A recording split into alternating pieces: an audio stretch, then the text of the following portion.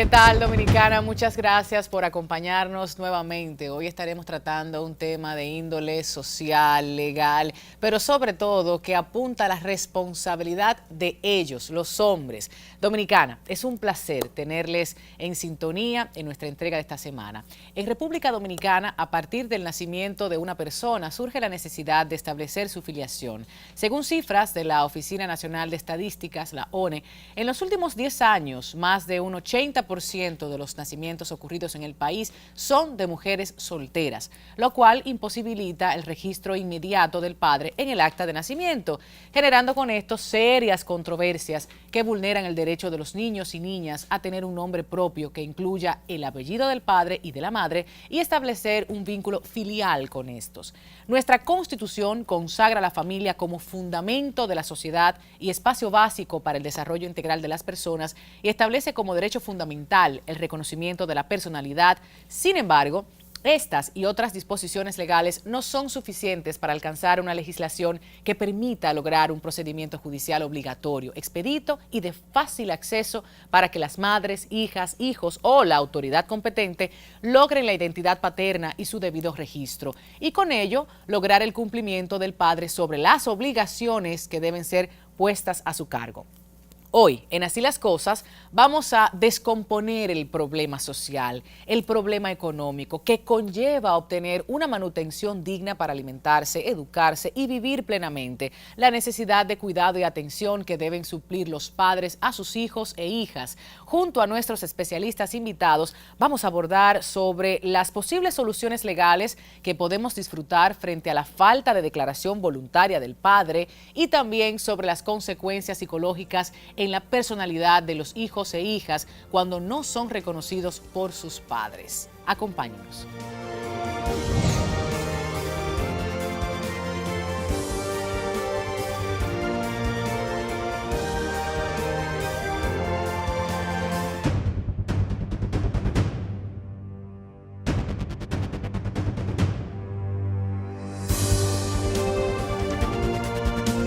Del Centro de Intervención Conductual para Hombres recibimos a su director, el licenciado Luis Vergés. Qué bueno que está con nosotros en Así las Cosas. Bienvenido. Muchas gracias. Hablando de paternidad responsable y también de las realidades que tenemos al día de hoy en República Dominicana, sabemos que es transversal cuando mencionamos la palabra violencia, no solamente la física, la emocional, la patrimonial, y esto que veníamos hablando un poquito en materia legal. Pero si nos enfocamos en las emociones, en el aspecto social, psicológico, la cultura dominicana, todos esos testimonios que a través de estos años de trabajo, de investigación y de ejercicio, ¿no?, en el campo diariamente ha podido conocer, ¿qué tenemos, licenciado? Díganos. Bueno, lo primero que tenemos es una cultura que se ha establecido sobre la base de un sistema de ideas que ha influido de una manera determinante para ciertas prácticas que son abusivas. Y esas prácticas que son abusivas van desde leve, moderada a grave, viendo la gravedad como sinónimo incluso hasta de muerte. Y precisamente estamos insistiendo porque trabajemos desde lo leve, que no veamos lo leve como normal, que veamos lo leve como lo que hay que transformar, como lo que hay que cambiar, que desde un insulto, desde una discriminación, desde una exclusión, desde una negligencia, ya la sociedad comience a reaccionar, porque lamentablemente la sociedad se acostumbró a reaccionar cuando ya hay un feminicidio, cuando ya ha muerto un niño, cuando un padre o madre maltratadora arruinó la vida de ese niño por todos los traumas y frustraciones que le generó. Entonces ese panorama se ha traducido también en un sistema familiar donde tuve muchas inequidades. Vamos a ver madres sobrecargadas, padres periféricos que entienden que por razones culturales no deben ser ellos los que se impliquen. Esto ha ido mejorando con el tiempo, hay que reconocerlo. Mujeres y hombres están reafirmando esa conducta, esa ideología, esa forma de actuar frente a la responsabilidad familiar. Bueno, evidentemente ahí están los datos. Por ejemplo, tenemos un porcentaje altísimo de familias encabezadas solo por las mujeres, padres periféricos que entienden y asumen que por el hecho de no convivir ya con la con la mujer, no tienen responsabilidad con los hijos. Se divorcian de la mujer y se divorcian de los hijos. Y se divorcian de los hijos. Te vas a dar cuenta a nivel de la participación de los temas de salud, quiénes son los que llevan los niños al médico. Te vas a dar cuenta la participación a nivel educativo, quiénes son los que buscan las notas, quiénes participan en las reuniones de padres, que hay que llamarles reuniones de madres. Sí. Entonces todo esto te habla a ti de que hay una cultura androcéntrica donde para algunas cosas yo me considero el centro y puedo decidir lo que hace y debe hacer la mujer, y cuando quiero acomodarme, pues entonces yo me excluyo para que ella se sobrecargue. Claro. Y eso tiene que cambiar, y naturalmente eso no va a cambiar solo porque uno dé un consejito de un día o demos un sermón, no, eso tiene que cambiar también desde un marco legal que presione. Porque si no hay una presión social a través de los mecanismos institucionales que hay establecidos, pues entonces no se envía un mensaje poderoso para que esa cultura comience a cambiar. Ese mensaje poderoso, licenciado, que precisamente aquí hemos tratado en diferentes vertientes, el involucramiento de la sociedad en sentido general y el colocar estos temas en el debate público de manera constante, no a cuando llega un noviembre o cuando llega un mes de la familia, sino que siempre sea motivo de análisis todo el tiempo. Entonces yo pregunto, así como se han podido regenerar los privados de libertad, así también se han podido regenerar hombres maltratadores, hombres agresivos, hombres irresponsables, que producto de la cultura histórica, de todo lo que viene con ellos y sus familias, han cambiado, muestran otro ser ante la sociedad dominicana. Sí, evidentemente. De hecho, en el caso nuestro tenemos ya una experiencia, que es una de las pocas en todo el hemisferio, que ha sido validada y sistematizada con indicadores de resultados. 15.000 hombres que han sido intervenidos en el Centro de Intervención Conductual para Periodo, hombres. Licenciado. Desde el año 2008, que fundamos el centro con iniciativa del magistrado Hernández Peguero, hasta la fecha actual, 2017. Son 15.000 casos y en esa población no tenemos el primer feminicidio. Entonces, eso nos dice a nosotros que si cambia la mentalidad abusiva, también cambia la conducta. Porque ¿qué es la mentalidad abusiva? Es un sistema de pensamiento que ha sido validado por una cultura que lo sustenta. Claro. Entonces, cuando tú coadyudas para que esta persona transforme en esa mentalidad, transforme en ese pensamiento, ellos también van a contribuir a que la cultura a la que pertenecen también se vaya transformando poco a poco. Pero sería por la calidad de ser humano, por mi responsabilidad que ya yo estoy asumiendo y entiendo, o por el miedo a una sanción. El miedo a una sanción puede ser el estímulo aversivo de entrada, pero obviamente el miedo a la sanción no es el responsable del proceso. Lo que pasa con el miedo a la sanción es que tú tienes que usar un mecanismo para que la persona tenga el compromiso inicial.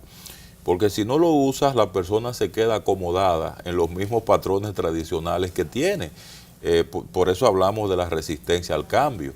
Fíjate, yo lo voy a poner simple. Una persona que está sobrepeso sabe que tiene que rebajar por temas de salud y muchas razones, pero no es hasta que el médico le dice, mira, te puedes morir. Te vas a morir. La próxima vez que te dio otro infarto, tú no vas a venir a contármelo. Entonces tú vas a ver al otro día a la persona con una dinámica de nutrición diferente, haciendo un esfuerzo planificado y orquestado para hacer un cambio, una transformación. En el caso de la violencia, el asunto es más complejo todavía. Claro. Entonces ya ahí, ¿por qué? Porque es una conducta donde no solo te dañas tú. Que es bueno decir, la violencia se aprende. No es un asunto de que viene en nuestro ADN, no, ya eso está estudiado, el medio influye, no determina, pero influye, por supuesto. Claro, y es una conducta que tiene un impacto de daño hacia otros. Por ejemplo, en el caso del que está sobrepeso, al final se va a morir él. Y nos preocupa, no queremos que se muera, pero el que violenta te va a hacer daño a ti, le va a hacer daño a otros. Si hablamos de los diferentes grupos poblacionales, se entiende, y aquí vamos a desbaratar un poco los mitos, que ese hombre, y estamos hablando de responsabilidad paterna, el hombre, ese hombre que ostenta poder con una posición económica favorable, con ciertos privilegios, suele ser más abusivo. ¿Es así, licenciado, o no? Vamos a hablar de eso. Sí, lo que pasa es que el abuso primero está en la mente, porque el abuso es algo que viene de dentro hacia afuera. Y esto lo explico para que se entienda. De dentro hacia afuera significa, primero, que es un pensamiento, es una idea. Es una convicción que la persona tiene de que puede vivir explotando y aprovechándose del otro con tal de él sentirse bien, con tal de sentirse aliviado, con tal de sentirse desestresado, independientemente de que la otra persona asuma algún tipo de consecuencia. No me importa lo que el otro sufra siempre y cuando yo esté bien. Es una mentalidad abusiva. Entonces eso es de dentro hacia afuera. ¿Por qué verlo de dentro hacia afuera? Porque cuando lo vemos de afuera hacia adentro, entonces lo justificamos. Verlo de afuera hacia adentro es decir, no, el pobrecito es así porque está enfermo, el pobrecito es así porque la mujer lo provocó. Porque es alcohólico. O porque está desempleado. Lo abandonaron cuando niño. Sí, entonces si lo vemos de afuera hacia adentro, justificamos. Y ahí viene la diferencia entre lo que es una excusa y lo que es una razón. En la excusa tú siempre ves que el otro es el culpable de lo que tú haces. En las razones tú asumes una responsabilidad por lo que tú haces.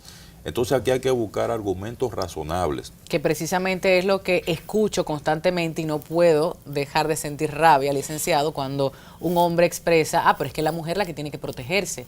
No, esto se trata precisamente de una responsabilidad compartida. Así como usted tiene métodos anticonceptivos, la mujer también, y usted tiene que preocuparse si no quiere ser padre. Y de toda esta conversación derivan muchísimas otras situaciones, no solo la pecuniaria, no solo la económica, porque el cuidado, mínimo 18 años, hasta que esa mujer o ese hombre sean adultos. Pero por lo más simple, fíjate cómo, por ejemplo, ahora se habla de los embarazos en adolescentes. Y cuando se habla de que nosotros estamos entre los primeros 5 países en cuanto a cantidad de adolescentes embarazadas, ¿tú sabes en quién piensa nada más? En la muchachita que está embarazada. Claro. Nadie piensa en el que la embarazó. Entonces, ¿cuál es el código que tú le transmites a esta sociedad? Tú le estás diciendo a los varoncitos, ustedes pueden embarazar una niña y no hay problema porque el hijo es de ella. Entonces eso, la subjetividad lo va asimilando y se va creando un estado de conciencia de exclusión, donde bueno, yo para la gozadera sí puedo estar presente, pero para la asunción de responsabilidad no. Para muchas cosas yo soy el macho alfa, para otras no. Y sin tocar el tema controvertido del matrimonio infantil, que en República Dominicana recientemente fue tema de largo debate. Esos testimonios de esos hombres que han acudido, que han sido ayudados, ¿no?, a través del centro, ¿qué podemos traer a la mesa, licenciado? Ellos no están aquí, pero sí a través de su experiencia contar un poco de cuáles son esos mensajes, esas ideas que se van cambiando y que poco a poco vamos construyendo para llenar de nuevo en la sociedad dominicana. Lo más gratificante de esos testimonios son las comparaciones que ellos hacen entre un antes y un después. Cómo yo llego al programa, cómo me siento ahora después de un tiempo de pasar por el programa. Y una de las cosas que ellos manifiestan es que qué pena que estas ideas, estos mensajes que invitan a una masculinidad positiva, que no significa negar mi masculinidad, no, es darle calidad a mi masculinidad. Esta idea de darle calidad a masculinidad es darle calidad también a la vida y a la vida de los que me rodean y la vida de los demás, que son la gente de mi propio proyecto. Cuando yo daño al que está cerca de mí, me estoy dañando a mí mismo, porque esa persona forma parte de mi proyecto de vida también. Ese es un descubrimiento que se ve simple, pero una mentalidad abusiva no lo registra, a menos que esté dentro de un programa estructurado. Porque en un programa estructurado, pues ya tú tienes una serie de contenidos organizados de tal forma, con una metodología activa, participativa, donde tú vinculas la parte afectiva, la parte cognitiva, la parte conductual, y todo eso apunta en una dirección con una finalidad pedagógica y una finalidad terapéutica, que permite que ellos lo asimilen. La pedagogía tan importante y la terapéutica que a nosotros todavía nos cuesta mucho hacerle entender que todos necesitamos intervención, ayuda, apoyo psicológica. Si nosotros hablamos entonces, licenciado, de esos patrones que pudiéramos estar cambiando a través de medios de comunicación, con los programas, contenidos que producimos, que mostramos, la publicidad, las mismas declaraciones de autoridades del país, que a veces son machistas, que son misóginos, que son declaraciones de mucho cuidado. ¿Qué pudiéramos decirle al Estado dominicano en su conjunto para ser padres más responsables? Porque las madres ya es otro programa. Aquí nos circunscribimos más en los hombres, en los machos, en los varones. Bueno, que sigamos el ejemplo de los países que se han desarrollado.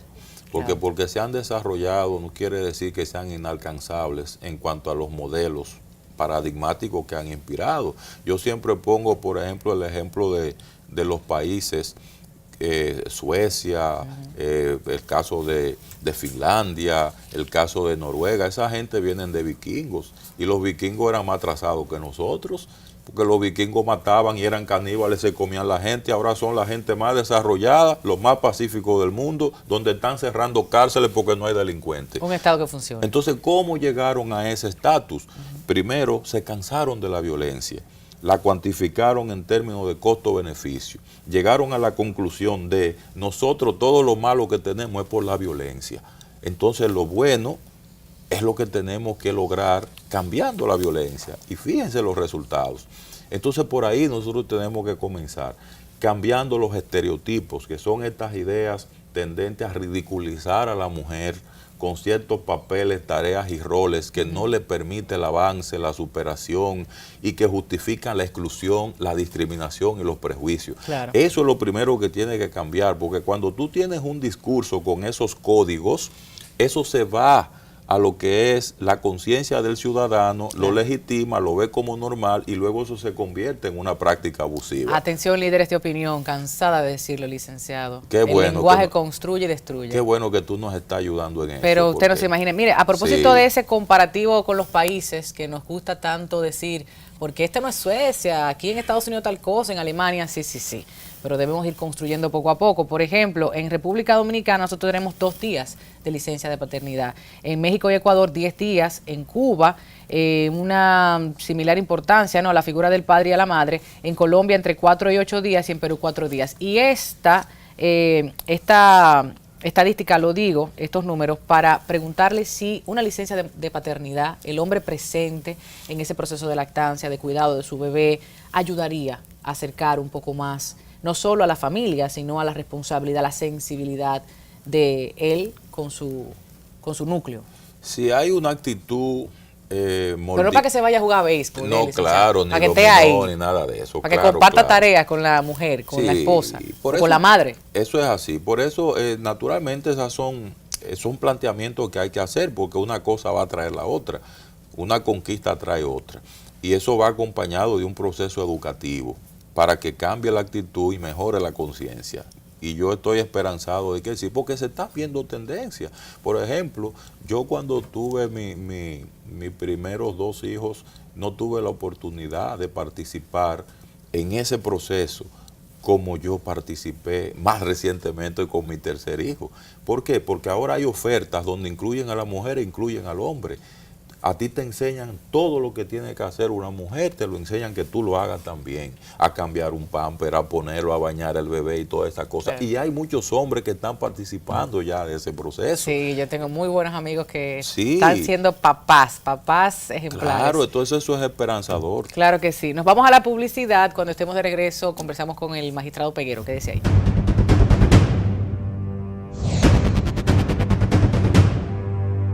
La Oficina Nacional de Estadísticas estima que un 37.5% de las mujeres en el país asumen la jefatura del hogar. Según las cifras oficiales, hay más mujeres como cabeza de familia en las zonas urbanas, 40.16%, y en la zona rural el número se establece en 29.79%. Otras autoridades consideran que en la realidad el número es mucho más elevado. De acuerdo a la ONE, las jefas de hogar son, en su mayoría, mujeres que no están unidas ni casadas, 63.53%. De esta cifra, un 29% son separadas de unión libre, 18% viudas, 7% divorciadas y 5% separadas de un matrimonio. El restante 5% nunca se ha casado o unido. Más de la mitad de las madres adolescentes, 52%, tiene como actividad principal los quehaceres del hogar.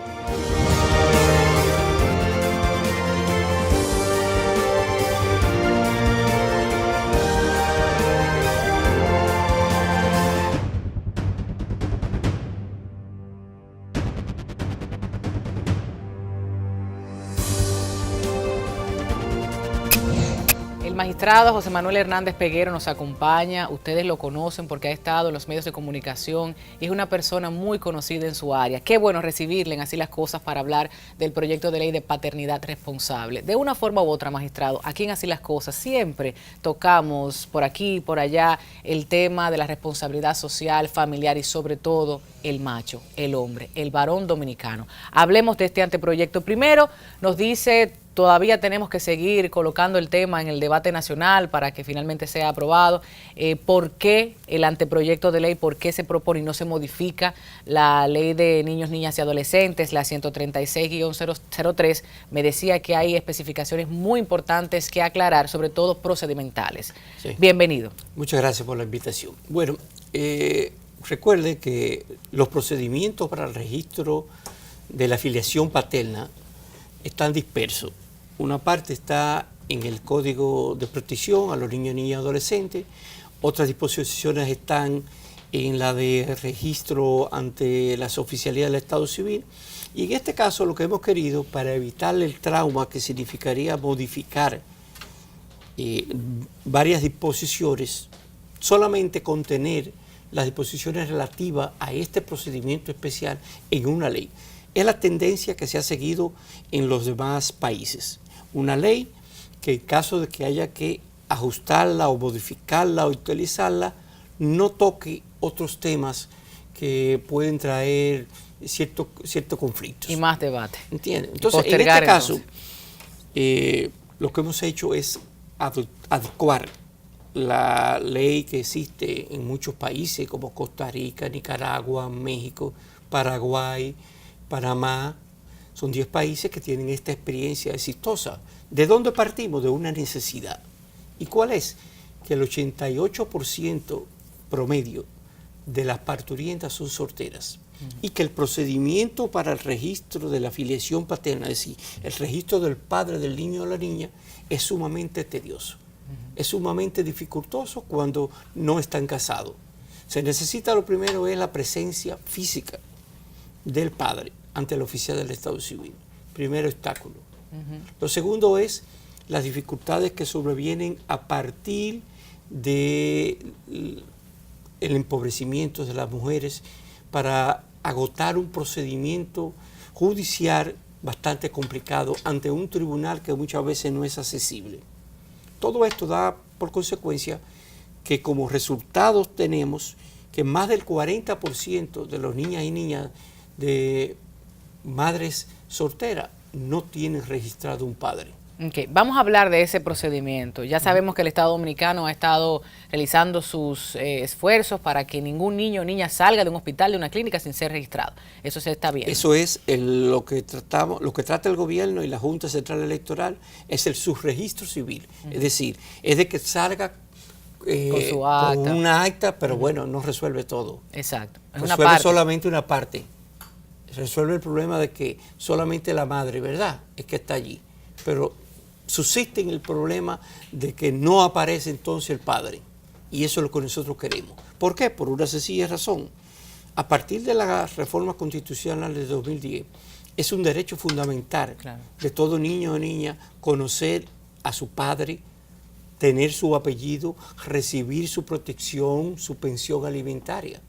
Y bueno, como es un derecho fundamental, ya la obligación de los funcionarios públicos, entiéndase salud pública, jueces, fiscales, policía, es de garantizarle a ese niño el disfrute de ese derecho fundamental. A mí lo que me preocupa, magistrado, es que precisamente en la ley 136-03 están todas las especificaciones, las sanciones. Está, yo creo que bastante clara, está completa, pienso yo. Bastante complicado. Excepto el caso que usted pues nos trae a la mesa. Lo que me lleva a pensar, otra ley más en República Dominicana que se estaba incumpliendo, padres que estaban siendo irresponsables. ¿Cómo es el asunto? Porque escucho los cuentos urbanos, las quejas de las mujeres, las situaciones diversas de hombres que inclusive han preferido la cárcel antes de asumir su responsabilidad de la manutención. Pero caramba, entonces cuénteme cómo esto será verdaderamente la solución. Una nueva ley, pero una nueva ley más efectiva que recoge las experiencias negativas de lo que ha estado sucediendo. Que las estadísticas suministradas por la oficina pública encargada de eso no la está dando. ¿Por qué incumple el hombre dominicano? Bueno, los hombres dominicanos. Hay razones culturales, hay razones ancestrales, ya Berger lo ha explicado, pero evidentemente también está una conducta que debe ser resarcida, que debe ser modificada a partir de la fuerza que haga la autoridad, ¿verdad? ¿Han estado sensibilizados jueces y juezas? Yo creo que sí, que hay materia, grandes de favorecer avances. Hay grandes avances. A la mujer y la familia. Hay grandes avances. Lo que pasa es que estamos heredando un sistema legislativo en lo que respecta a la filiación ya que no es posible. Es decir, antes, en su gran mayoría, el niño o la niña era el fruto o el producto de un matrimonio. Claro. Hoy en día no es así. Ya tenemos más del 88%, pero aquí hay provincias del sur lejano y de la frontera donde el 94% de las parturientas son solteras. Entonces, el procedimiento que se adoptó en el Código Civil de hace más de 140 años es sumamente tedioso, complicado y no actualizado. Es bueno hacer un paréntesis aquí porque el aspecto cultural, magistrado, yo entiendo que es fundamental. Cuando decimos mujeres solteras, mujeres que no han contraído matrimonio, mujeres que están en unión libre, o mujeres que tienen una relación ocasional y producto de una relación consensuada sexual, pues se produce el embarazo, el nacimiento. Y todavía seguimos diciendo, las mujeres se embarazan. No vemos como que estamos embarazados, hombre y mujer. O sea, en este caso también hay que hacer un trabajo de que cuando ella dice presuntamente que ese es el padre, yo supongo, ¿no? Que ese es eso es una vagabunda, ella no sabe quién es el padre. Entonces, todo eso viene a trabajar en la sensibilidad, inclusive del personal médico, de la autoridad. O sea, es un trabajo arduo, pero tenemos que empezar por nosotros mismos. En el proyecto de ley se establece a cargo de CONANI y de todas las demás instituciones un proceso de capacitación, de educación a todo su personal. ¿Qué es lo que estamos logrando en caso de que este proyecto sea aprobado? Que se va a aprobar. Sí, bueno, lo que tenemos que seguir haciendo, sí, ¿verdad? Claro. Insistiendo, porque yo creo que es una conquista ante todo para la mujer. Por supuesto. ¿Por qué? Porque aquí estamos resolviendo un problema que es el de la manutención de ese menor de edad. Cuando el niño queda sin registrar por el padre, además de los efectos, yo diría, determinantes en cuanto a su personalidad, que le afectan, claro, está el problema de la manutención. ¿Por qué? Porque la madre no tiene a quien reclamarle. Y si le reclama, el padre no se siente obligado. En este caso, el juez que conozca, los 170 jueces de paz que van a conocer la filiación, a diferencia de hoy, que son tan solo 37, también cuando establezca la filiación paterna, establecerá la pensión alimentaria, la guarda, importantísimo, y todo lo relativo a ese niño o niña que nació.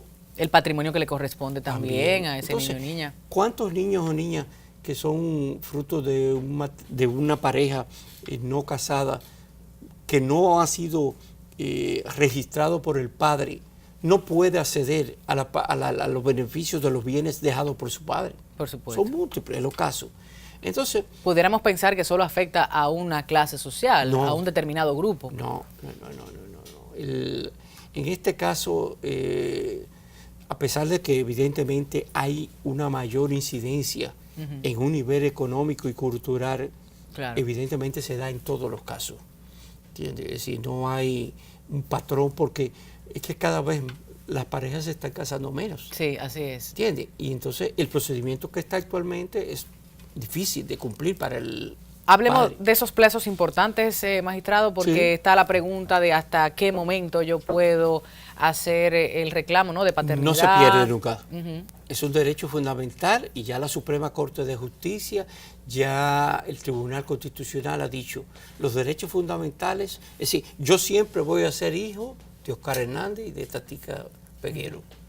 Yo podré tener 60, 70 años y podré reclamar si mi padre está vivo, evidentemente, pero nunca se pierde ese derecho, que es muy importante que lo sepan el televidente, claro, porque antes habían plazos fatales de 5 años hasta 18 años. Eso ha quedado resuelto ahora y el derecho a la filiación no prescribe. Ahora, ¿qué estamos haciendo? en este proyecto de ley, estableciendo plazos cortos, en donde no dependerá si la madre quiere o no que aparezca el nombre del padre. No, es que es obligatorio, porque eso es un derecho fundamental, es un derecho constitucional, es un derecho del niño. Claro. Que usted como madre, aunque esté peleada con el papá de ese niño o niña, usted no se los puede negar. ¿Qué pasaba entonces que, bueno, lo comentaba con Denise hace un momento, el conflicto constitucional de que el hombre no se le podía obligar a someterse a la prueba de ADN? Pero no. Estamos hablando del derecho del niño o niña, Seguro. como usted bien plantea. Hay dos derechos ese control que chocan. difuso ahí, cuéntame. Exacto. Hay dos derechos fundamentales que chocan. El derecho del hombre a no ser intervenido forzosamente para buscar el ADN. Lo cierto es que el ADN ya se obtiene no tan solo del padre, en este caso. Es posible obtenerlo de un hermano, o de un hijo, o del padre de ese padre, ¿verdad? Que desea hacerlo voluntariamente, en caso de que el papá ahora no acceda. Si no es posible eso, oiga, la ley hay que ejecutarla. Y la ley obliga a que en esos casos tiene que sucumbir, tiene que perder el derecho del menos afectado, que es el del padre. ¿Una obligación sin sanción también puede ser cuestionable? No, aquí tenemos sanciones. Háblenos de eso. Aquí tenemos sanciones que van desde la prisión hasta la sanción pecuniaria. Si la multa al hombre que se abstenga del requerimiento que le haga el juez ordenando el examen biológico de ADN. Es decir, no podemos dejarlo como si nada pasara. No. Claro. Y en principio es el hombre que debe pagarlo. Ahora, que no sea una excusa para llegar al fin que queremos, ¿verdad? Que el hombre diga, no, yo no tengo dinero. Actualmente, un examen en laboratorio privado de ADN anda cerca de los 20 a 25 mil pesos. La investigación que hemos hecho es que al momento de salud pública asumirlo, ya por orden de la ley, eso podría estar entre 3 y 5 mil pesos. Bueno, decir también que en caso de que ese hombre no tenga los recursos económicos, entonces ya tiene el apoyo económico del Estado, ¿no? Lógico, para cubrir. Tendría que suplirlo, porque no puede quedarse un niño o una niña de hijo de una madre soltera sin el registro paterno. Peguero, yo me voy a la publicidad con esa idea de nuestras amigas feministas que siempre dicen, ¿por qué si nosotras somos fértiles 5 o 6 días al mes? Somos nosotras las que tenemos que protegernos con mayor dificultad o acceder a métodos anticonceptivos. Eso también tenemos que hablarlo en el futuro, porque los hombres fértiles siempre. Y la responsabilidad del papá, del padre, del hombre, del macho, del varón, es una responsabilidad que primero debe nacer de la conciencia del ser humano, y luego están todas las restricciones legales para hacer que se cumpla. Vamos a la publicidad. Cuando estemos de regreso concluimos. Llamamos a Berger para que nos acompañe en la mesa. Quédese.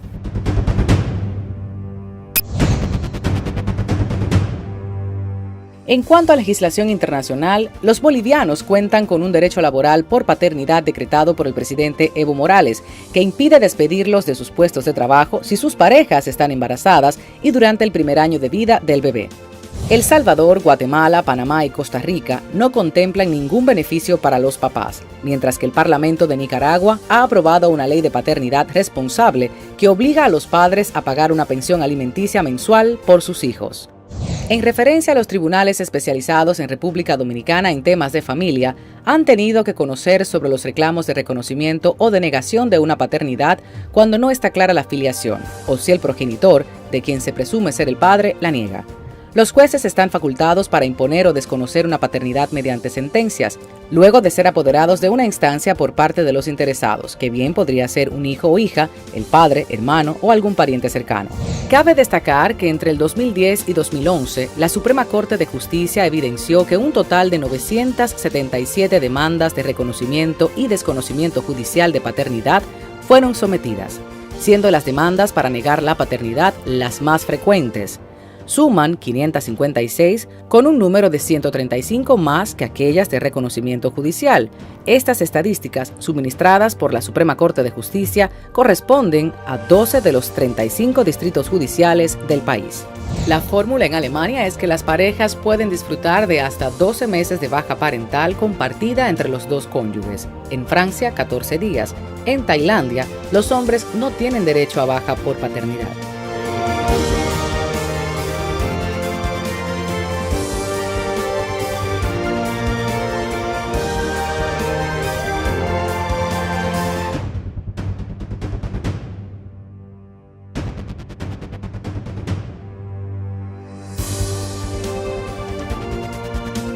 De regreso, hablando en Así las Cosas sobre paternidad responsable esta semana. Yo sé que muchas mujeres están atentas este fin de semana y hombres ni se diga. Información útil, oportuna para que usted pueda tomar conciencia y acción en base a lo que le corresponde.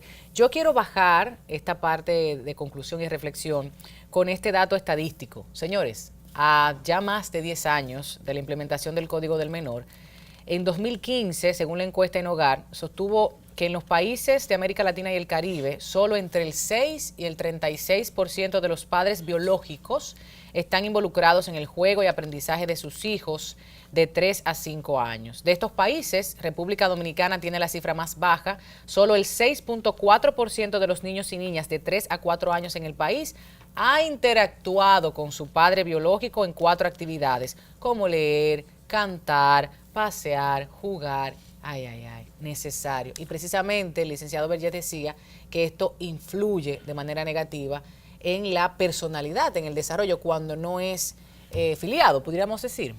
¿Cuál es el tema? Registrado. Registrado. Sí, por el papá. Adelante. Dígale a toda esa gente el por qué. Qué bueno que tú das esos datos, porque es que detrás del no registro hay también una falta de compromiso y una desvinculación afectiva y emocional con el niño, que evidentemente trae una victimización hacia el niño. ¿Por qué razón? Porque el niño o niña es un ser de necesidades y es un ser originalmente dependiente, de este caso tanto de la madre como del padre. Todos niños y niñas necesitan padre y madre, por ahí tenemos que comenzar. ¿Por qué? Porque esa es la estructura básica de acogida emocional para ese ser en formación. De hecho, hay un concepto clave aquí que es el de desconocimiento e invalidación. Estos niños sienten un mensaje de invalidación. Mensaje de invalidación significa yo valgo menos que los otros que tienen esa condición que yo no tengo. Y eso va acompañando el desarrollo del niño como una voz interna de autodescalificación que puede afectar primero aspectos como la iniciativa, la confianza, todo lo la autoestima, que evidentemente es la plataforma para tú luego construir la identidad, la independencia y la libertad, que es el valor supremo que todo el mundo aspira. Claro, yo estoy preguntándome sobre el aspecto pecuniario también, magistrado, porque si en República Dominicana los hombres no tienden, como hemos visto en estas estadísticas y lo conocemos de nuestros relacionados, a jugar, a interactuar, a tirarse al bebé encima o a la bebé y a estar como en ese proceso. El primer día de colegio no van, ni siquiera el primer día, una cosa tan hermosa, y se circunscriben muchos de ellos a ser proveedores económicos. Si esto tampoco lo teníamos, ¿qué estamos teniendo en República Dominicana? Bueno, ¿qué clase de figura masculina, paterna hemos tenido, hemos desarrollado, hemos permitido en nuestro país? Esa es la realidad que queremos tratar de remediar en lo que sea posible con esta ley. Dios mío, que tenga que venir una ley bueno, a obligarte a ser papá. Eso habla mucho de nosotros entonces, como sociedad. Si tenemos cerca de un 40% de los niños y niñas de madre soltera sin la filiación paterna registrada, significa que no están recibiendo la pensión alimentaria, que no tienen acceso a disfrutar, ¿verdad? Pero en lo que respecta al aspecto psicológico, quisiera hacer mención del daño que recibe el niño desde el inicio de su vida, cuando solamente tiene un apellido y se compara frente a los demás que tienen dos. Hasta los mismos niños le preguntan, ¿y por qué tienes un solo apellido? Y le acosan. Eso le va trabajando y le crea un sentimiento, en cierto sentido, hasta de culpa. ¿Pero por qué yo soy así? ¿Por qué yo soy diferente a los demás? Bueno, pero en este caso la ley viene a solucionar. Y mira, ha ocurrido que en los 10 países ha sido exitosa la implementación. Y yo creo que aquí están dadas las condiciones para eso, para que nosotros podamos cambiar de una ley ineficaz, de una ley que no resuelve, a una ley que está ajustada a lo que es la realidad social dominicana. Al juez más cercano, ¿verdad? Que no dependa de la madre eso, porque ya por ser un derecho constitucional del niño, la autoridad está obligada a gestionarlo porque la Constitución se lo manda. Y lo tercero es que para economía del proceso, para economía de la mujer, además de que no es iniciado por la mujer, también un solo tribunal resuelve todos los problemas. Claro, miren, ellas no están representadas en la mesa, pero yo voy a asumir su voz y es muy conflictivo lo que voy a plantear ya para escuchar sus conclusiones. ¿Y qué pasa con esas mujeres que deciden ser madres solteras? Deciden que no quieren manutención, deciden que no quieren ningún tipo de apoyo económico porque el papá es un irresponsable, el papá es un esto, es un aquello, o fue una relación demasiado conflictiva y ella no quiere a ese ser, a esa figura ni cerca de la... Estamos hablando del derecho del niño, sí. Pero ¿qué pasa con este aspecto que es bastante controvertido? Sobre todo con algunas posiciones de algunas mujeres feministas que dicen es que yo quiero ser madre soltera. Es que ese niño por el no es de aspecto ella. legal. Es que el niño no es de ella. Cuénteme de eso. ¿Cómo vamos a solucionar? Es que tenemos que cambiar ese patrón de conducta de algunas mujeres. De algunas.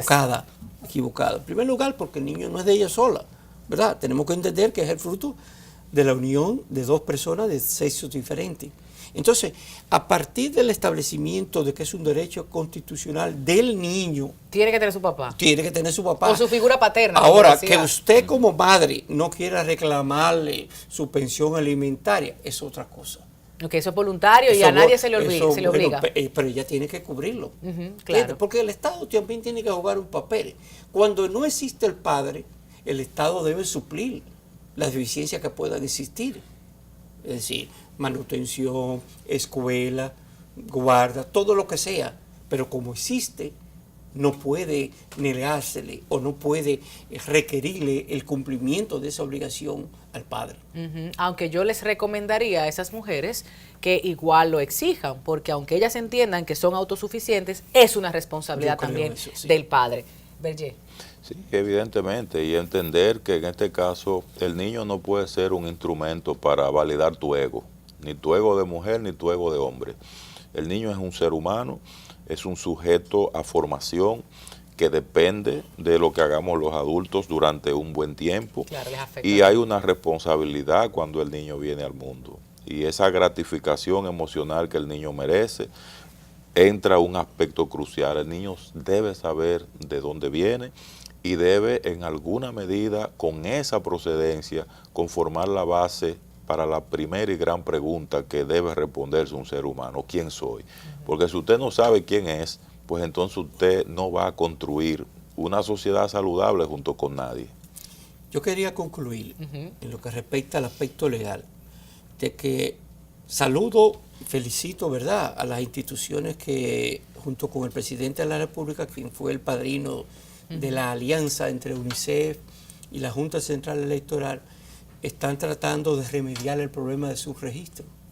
Pero el presidente debe entender, y el presidente de la Junta Central Electoral y UNICEF, que no se trata el problema solamente de que el niño o la niña quede registrado con la madre. Claro.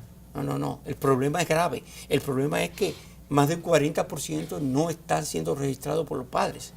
Entonces, no hacemos nada con establecer procedimientos administrativos que hagan posible disminuir el subregistro civil si no atacamos la dificultad que la madre tiene para poder garantizar el beneficio de ese derecho de identidad que tiene cada niño o niña. Claro. Muchísimas gracias por acompañarnos, magistrado Peguero y Luis Berger. Gracias por estar aquí en Así las Cosas. Yo me quedo pensando en todo esto porque si hablamos de derechos fundamentales, hay muchas otras debilidades estatales que debemos atender. Quizás en otros programas destinaremos otras producciones para hablar de la ayuda que, a falta del padre, debe el Estado suplir a la mujer dominicana, como también pasa en otros países y por supuesto si está imposibilitada de trabajar. Estamos hablando hasta de los espacios de lactancia materna que aquí hemos hablado profundamente y si esa mujer no tiene la oportunidad de tener el espacio, el tiempo para bien criar y educar a sus hijos, pues el Estado también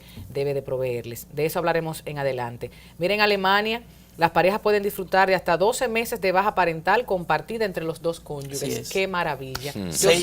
Yo sé que nosotros, o 4 y 8, que puede ser maravilloso. Sí. Gracias por acompañarnos y nosotros volveremos a estar con ustedes el próximo sábado. Bye, bye.